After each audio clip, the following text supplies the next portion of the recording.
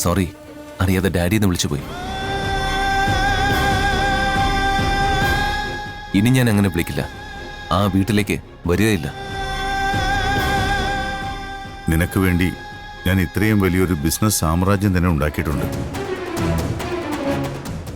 നീ അതെല്ലാം ഏതോ ഒരു പെൺകുട്ടിക്ക് വേണ്ടി ഇട്ടെറിഞ്ഞിട്ട് ആരുടെയോ കീഴിൽ ജോലി ചെയ്ത് ശമ്പളം വാങ്ങാൻ പോവാണോ?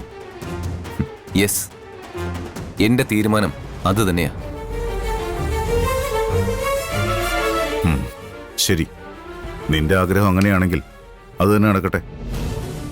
പക്ഷേ അതിന് നീ ഇവിടെ താമസിക്കണമെന്നില്ലല്ലോ. ഞാൻ നിനക്കൊരു നല്ല ഫ്ലാറ്റ് എടുത്തു തരാം. അവിടെ നിന്ന് നിനക്കിഷ്ടമുള്ളത് എന്താണെന്ന് വെച്ചാൽ ചെയ്തു.